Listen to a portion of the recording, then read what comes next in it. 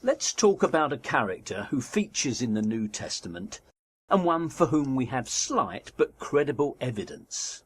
This is someone who falls over himself to exit the stage when Jesus shows up.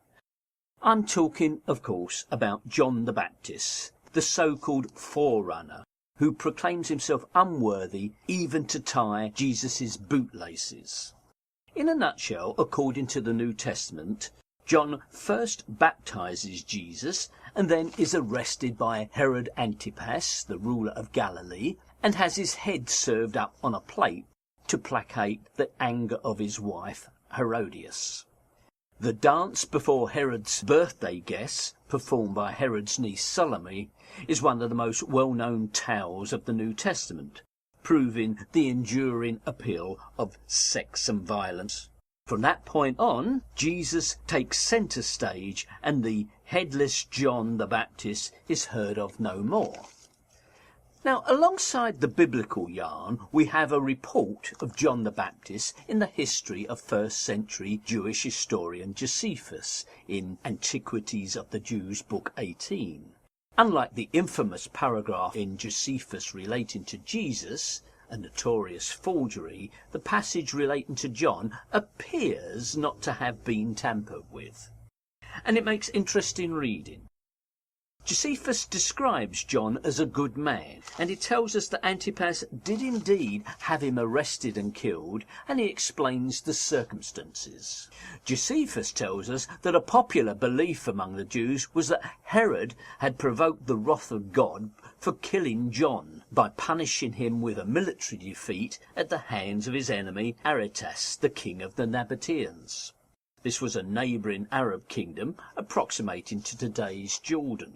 Now, the really interesting thing is that we can date that military defeat of Antipas very precisely from Roman sources. The Emperor Tiberius had authorised his local military commander Vitellius to attack the Nabateans on behalf of the defeated Herod, and that the head of Aretas should be sent to Rome.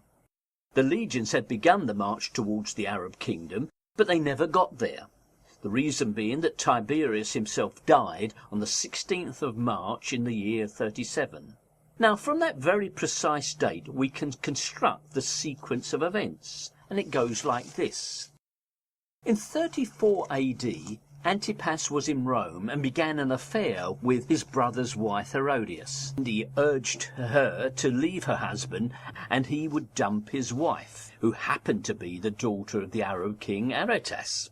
The pair returned to Galilee and married. Now, John the Baptist condemned the marriage as a transgression of God's law. Antipas was enraged by this public criticism and had John arrested and executed.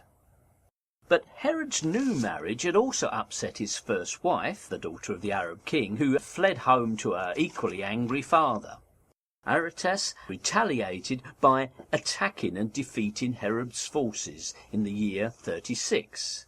The defeated Herod appealed to the now senile Tiberius, who authorised the retaliatory strike.